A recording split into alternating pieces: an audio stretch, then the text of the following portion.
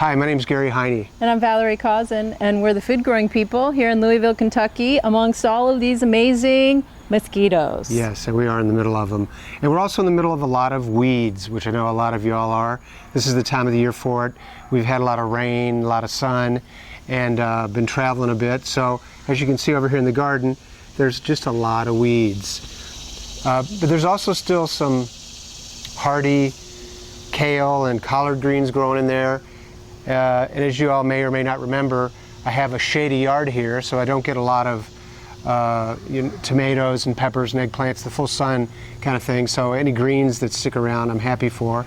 And it's a cool day today, so I might do some weeding. So one of the things, feeling a little bit limp in the sunshine, but one of the things we love that we learned a few years ago that is edible, that's really considered a weed, is called lamb's quarters. And it has this really wonderful buttery, nutty taste to it.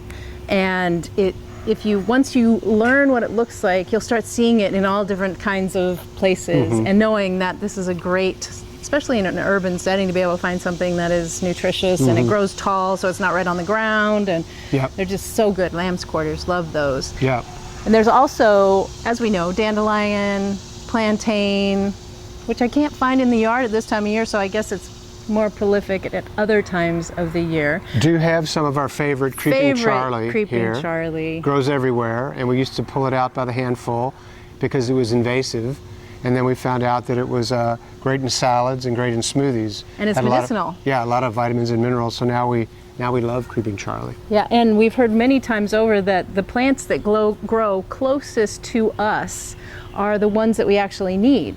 Like the plants know that we need something for our nervous system or for our blood purification. Dandelion, plantain, both blood purification. So a lot of us have dandelions that we're constantly weeding out and trying to get rid of. But what they're trying to say to us is, you need some liver cleansing. Eat me. So we want to say we love the idea of being able to eat weeds, quote unquote, the plants that are in the places we don't want them really. And that we're just a big proponent of learning as much as we can about wild edibles so that we can be self-sufficient whenever we need to be and want to be. And it brings us closer to our environment because we're looking around and knowing what's going on and seeing all the cool things that we don't usually look at. We try to say edible and medicinal plants now more than that W word that we said before. And what about this one over here? This is one that is really good. It's a comfrey. Comfrey. So when I lived in Hawaii years ago, we had these as barriers around our garden because it would keep out all sorts of fast-growing things and little animals and all sorts of things because it grew so thick in all of that water and all that sunshine in that tropical environment. And here it's been quite an effort to get it to grow, but it's amazing for poultices and internal cleansing as well, but I am not sure, so I'm not a doctor, so you have to look all that up and do it at your own risk and all of that. But comfrey is an amazing plant. And also a local farmer friend of ours said it's a great mulch, and so he grows a lot of it and just chops it off and lays it down on the dirt between plants. Is a great way to rebuild the soil.